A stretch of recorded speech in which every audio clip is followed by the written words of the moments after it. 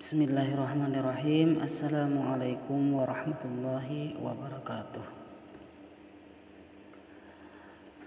Bertemu kembali bersama saya Haji Sudi Fahmi dalam pelajaran Al-Quran Hadis untuk kelas 11. Bagaimana kabar kalian semua? Semoga kalian sehat walafiat selalu dan selalu dalam limpahan anugerah dari Allah Subhanahu wa taala.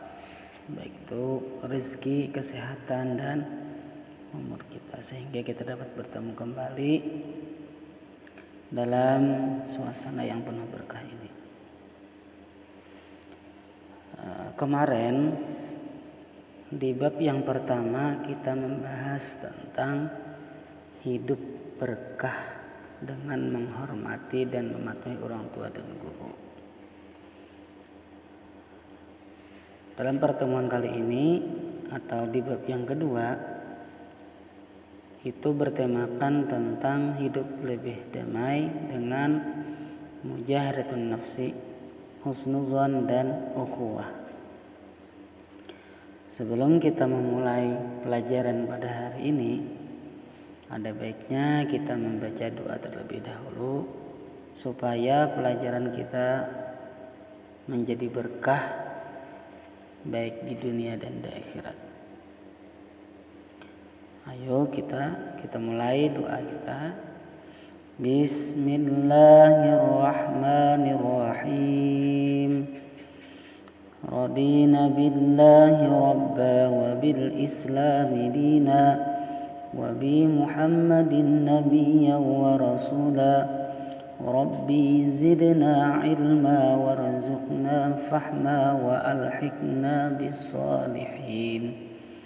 Rabbi israh li sadri wa yassir li amri wahlul 'uqdatam min lisani yafqahu qawli. Rabbana atina fid dunya hasanah wa fil akhirati hasanah wa qina azaban nar. Walhamdulillahi rabbil alamin.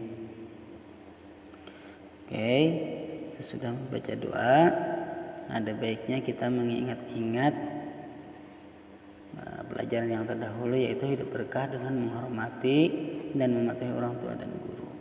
Kemarin sudah kita pelajari bersama-sama tentang menghormati dan mematuhi orang tua dan guru. Jadi letak derajat seorang orang tua dan guru hampir sama, yaitu wajib kita menghormati dan mematuhi dalam koridor syariat Islam. Sekarang kita memasuki bab yang kedua, hidup lebih damai dengan mujahadatun nafsi, husnuzan dan ukhuwah Islamiyah. Jadi tujuan pembelajaran kita yaitu memahami tentang ayat-ayat yang mengenai mujahadatun nafsi, husnuzan dan ukhuwah. Begitu juga nanti kita berdiskusi tentang bab ini yang sesuai dengan hadis Rasulullah SAW. Mungkin langsung saja kita lihat bersama-sama file PDF yang Bapak kirim kemarin kepada kalian.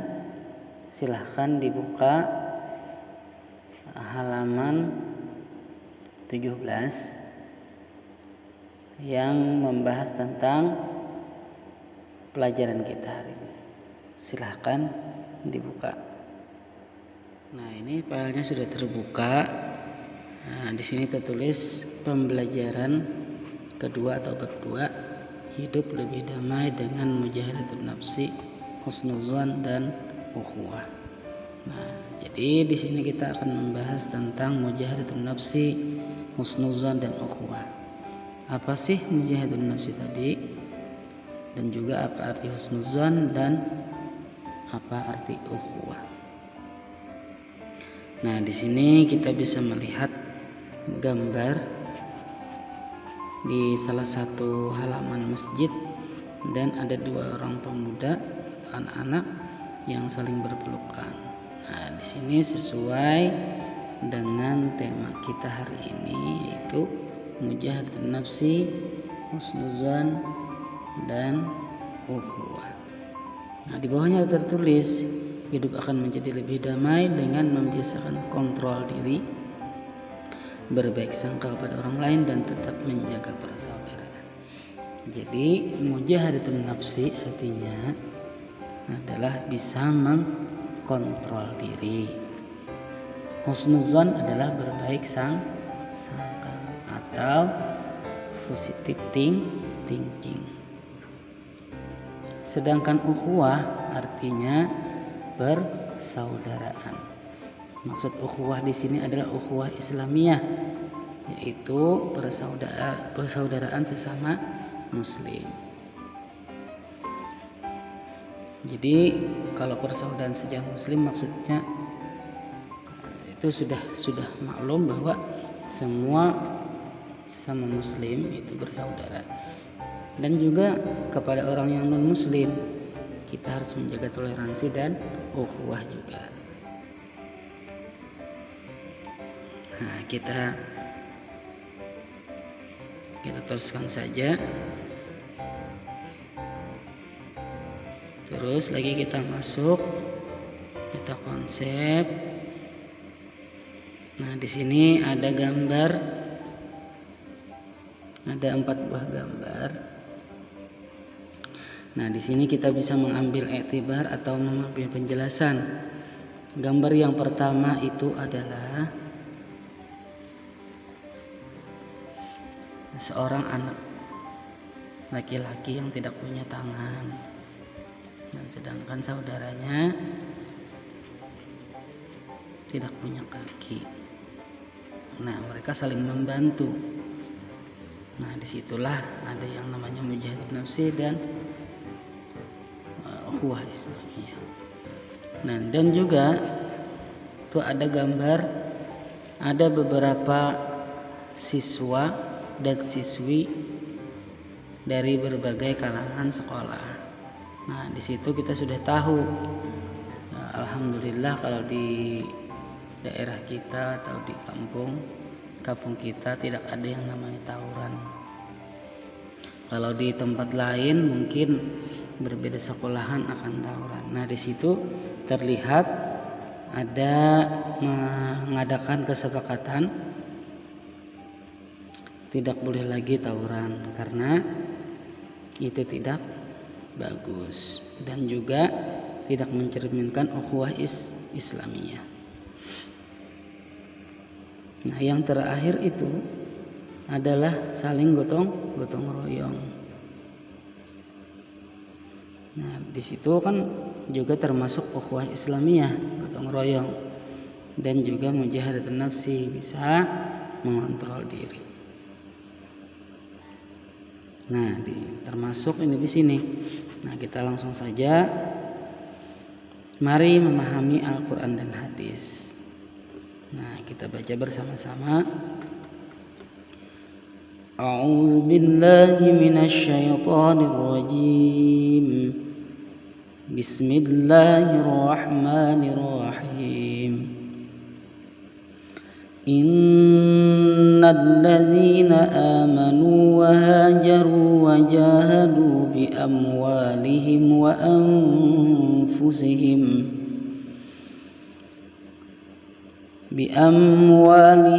anfusihim fi sabilillahi walladzina awaw wa nasaru ulaika ba'duhum awliya'a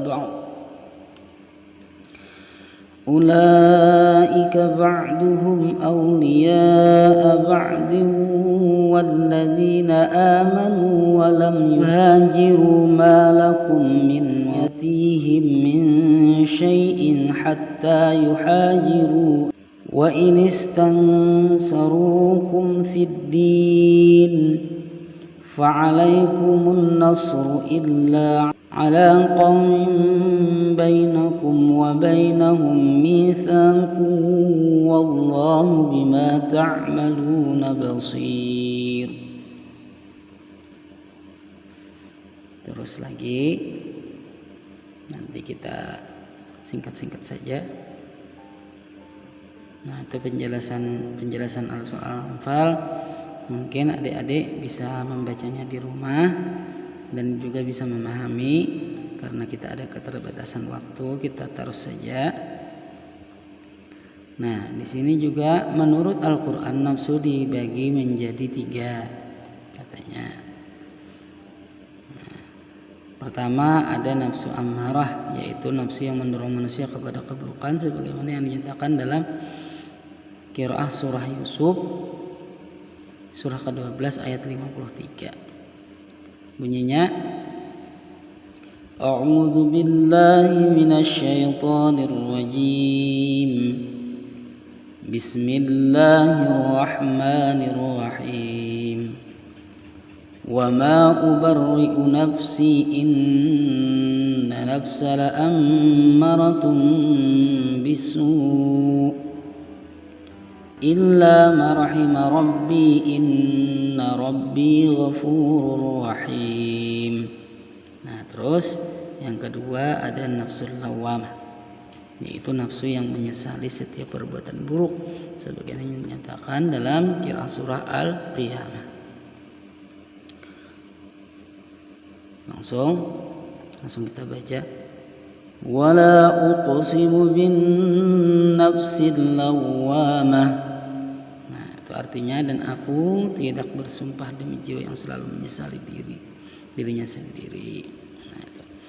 Yang ketiga ada nafsu mutmainnah, yaitu nafsu yang tenang, sebagaimana dinyatakan dalam qiraah surah Al-Fajr surah ke-89 ayat 27 sampai 30. Bunyinya, Ya ayyatuhan nafsul mutmainnah irji'i ila rabbiki radiyatan mardiyah fadkhuli fi ibadi wadkhuli jannati. Artinya, wahai jiwa yang tenang, kembalilah kepada Tuhanmu dengan hati yang ridha dan diridainya, maka masuklah ke dalam golongan hamba-hambaku dan masuklah ke dalam surgaku. Qiraah surah Al-Fajr surah ke-89 ayat 27 sampai 30. Nah, dari ketiga nafsu yang disebutkan Al-Quran tersebut dapat diketahui bahwa an-nafsul ammarah mendorong manusia untuk berbuat maksiat. Kemaksiatan akan menjatuhkan kita dari rahmat Allah Subhanahu wa taala serta akan menimbulkan kegelisahan dalam hati. Oleh karenanya Islam mengajarkan mujahatun nafsi supaya hidup kita bahagia dunia dan akhirat. Nah, jadi intinya mujahatun nafsi adalah orang yang bisa mengontrol diri. Jadi orang yang bisa mengontrol diri adalah orang yang termasuk diridai Allah Subhanahu wa taala dan akan masuk surga. Mengontrol diri ini sama artinya orang yang amar ma'ruf nahi mungkar, mengerjakan yang baik dan menjauhi yang mungkar sesuai dengan perintah Allah Subhanahu wa taala. Terus lagi, nah, di sini juga ada hadis dari Abi Hurairah, penjelasan masalah mujahadatun nafsi, husnuzan dan ukhuwah. Bunyinya sebagai berikut. An Abi Hurairah anna Rasulullah sallallahu alaihi wasallam qala hujibatin nar bisyahawat wa hujibatil jannah bil makarih.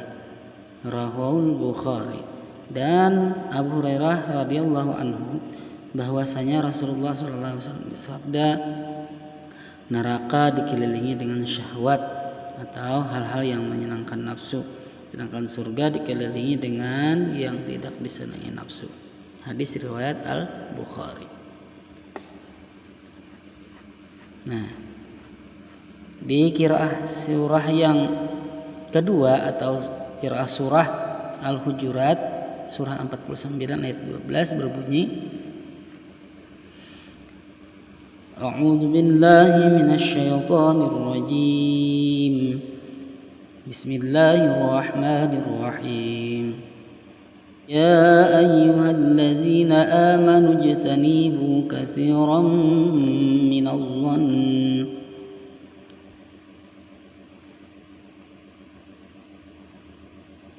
Inna ba'dadh dhanni ithmun wa la tajassasu wa la yaghtab ba'dukum ba'da atuhibbu ahadukum an ta'kula lahma akhihi maytan fakarihtumuh wattaqullaha innallaha tawwabur rahim. Terus kita ke bawah, ke bawah lagi. Nah, situ penjelasannya juga ada. Nanti adik-adik juga bisa membaca sendiri tentang masalah husnuzan. Nah, husnuzan kepada Allah Subhanahu wa taala maksudnya berprasangka baik kepada Allah Subhanahu wa taala. Dia memiliki sifat Maha Pengasih dan Penyayang dan mencintai hambanya yang saleh serta tidak membebani seseorang di luar batas kemampuannya. Dalam sebuah hadis qudsi dinyatakan, sami'tu Rasulullah sallallahu alaihi wasallam yaqulu anillahi azza wa jalla ana 'inda dhanni 'abdi. Ya, jelasnya seperti ini, ana 'inda dhanni 'abdi bi falyazunna bi ma syaa. Rawahu Ahmad. Saya mendengar Rasulullah sallallahu alaihi wasallam bersabda dari Allah azza wa jalla, saya berada pada persangkaan hambaku, maka berprasangkalah denganku sekehendaknya. Rawahu, hadis riwayat Ahmad. Kedua, husnuzan kepada orang lain. Orang beriman dilarang untuk berprasangka buruk kepada orang lain, mencari-cari kesalahan orang lain, dan larangan menggunjing orang lain. Sungguh perbuatan tersebut adalah perbuatan dosa. Nah, terus bahkan Allah Subhanahu wa taala mengibaratkan orang yang menggunjing seperti memakan daging saudaranya yang sudah mati. Bukankah hal ini sangat menjijikkan? Sebagai muslim, kita harus hidup berdampingan dengan sesama muslim yang lain serta menghormati hak kewajibannya. Rasulullah sallallahu alaihi wasallam bersabda, An Abi Hurairah qala Rasulullah sallallahu alaihi wasallam, al-muslimu man salima al-muslimun min lisanihi wa yadihi. Dari Abu Hurairah, dia berkata, Rasulullah sallallahu alaihi wasallam bersabda, seorang muslim yang sejati adalah orang yang mana orang muslim lainnya selamat dari bahaya lisan dan tangannya. Hadis riwayat Tirmidzi. Nah, ketiga, husnuzan pada diri sendiri. Nah, kita juga husnuzan kepada diri sendiri. Seorang yang berprasangka baik kepada diri sendiri akan memiliki sikap percaya diri, optimis, dan bekerja keras. Sebaliknya, jika seseorang berprasangka kepada dirinya sendiri, maka ia akan merasa pesimis, tidak percaya diri, dan malas berusaha. Allah Subhanahu wa taala melarang hambanya berputus asa dari rahmatnya sebagaimana terdapat dalam qiraah surah Yusuf surah ke-12 ayat ke-87 berikut ini. A'udzu billahi minasy syaithanir rajim. Bismillahirrahmanirrahim. ولا تيأسوا من روح الله إنه لا ييأس من روح الله إلا القوم الكافرون. Dan jangan kamu berputus asa dari rahmat Allah. Sesungguhnya yang berputus asa dari rahmat Allah hanyalah orang yang kafir. Qiraah surah Yusuf surah ke-12 ayat ke-87. Terus lagi qiraah surah Al-Hujurat ayat surah ke-49 ayat ke-10. Bunyinya,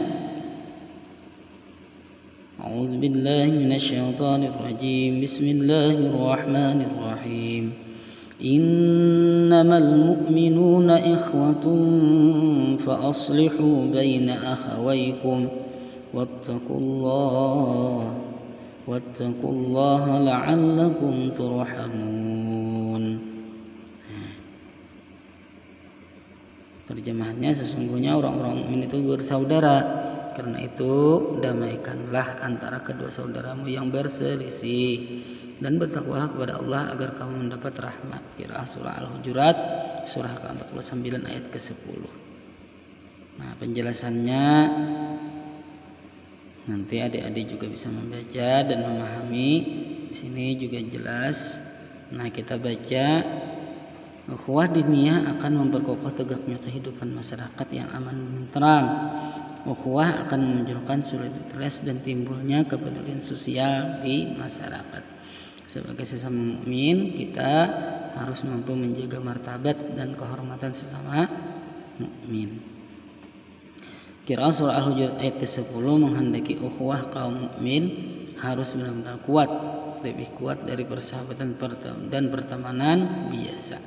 Kita laksanakan hak dan kewajiban yang penuh tanggung jawab. Rasulullah SAW bersabda, An Abi Musa al-Ash'ari qala Rasulullah sallallahu alaihi wasallam, al-mu'minuna lil mu'minin kal bunyan yashuddu ba'duhum ba'dha. Rawahu Tirmizi. Dari Abu Musa al-Ash'ari, ia berkata, Rasulullah sallallahu alaihi wasallam bersabda, antara orang mukmin dan dengan mukmin yang lain adalah bagaikan satu bangunan yang saling menguatkan satu sama lainnya. Hadis riwayat At-Tirmizi. Nah, persaudaraan akan menjadi kehidupan yang harmonis, diliputi rasa saling mencintai, saling menjaga perdamaian dan persatuan. Jika terjadi perselisihan di antara mereka, maka Allah Subhanahu wa taala memerintahkan untuk mendamaikan keduanya dengan mencari solusi sesuai syariat Allah Subhanahu wa taala dan Rasulnya. Perselisihan antara kaum muslim tidak menyebabkan salah satunya keluar dari Islam. Mereka tetap bersaudara, mereka harus didamaikan, islah dengan cara-cara yang islami. Nah, sesuai juga dengan hadis Abu Hurairah ya'suru 'anil Nabi sallallahu alaihi wasallam qala iyyakum wa dhanna fa inna dhanna akdzabul hadis wa la tajassasu wa la tabaghadu wa kunu ikhwatan wa la yakhtubur rajulu ala khitbati akhihi hatta yanqiha aw yatruka. Rawahul Bukhari.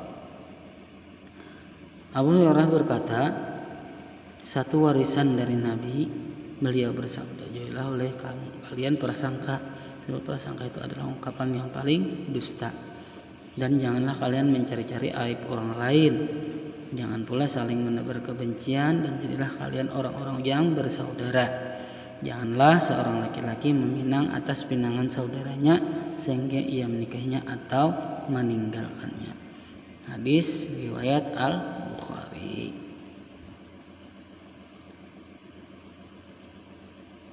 Nah, di sini juga banyak nih terdapat. Nah, D katanya perilaku orang yang melakukan mujahadah nafsu dan ukhuwah. Nah, di sini juga Bapak tidak bisa menjelaskan secara detail. Semoga kalian bisa membacanya masing-masing. Langsung saja kita rangkuman. Nah, jadi kesimpulannya pelajaran hari ini adalah orang yang bisa mengontrol dirinya sendiri, dia akan selamat dunia dan akhirat. Orang yang berprasangka baik kepada tetangga, sahabat dan saudaranya akan membawa dampak yang positif kepada lingkungannya. Juga berkaitan dengan ukhuwah Islamiyah, orang yang saling menjaga persaudaraan akan memberikan dampak positif kepada lingkungannya, saudaranya dan kerabatnya yang lain, baik itu muslim ataupun non muslim. Nah, mungkin sampai di sini dulu pelajaran kita pada hari ini. Sama-sama kita mengucap alhamdulillahirabbil alamin. Assalamualaikum warahmatullahi wabarakatuh.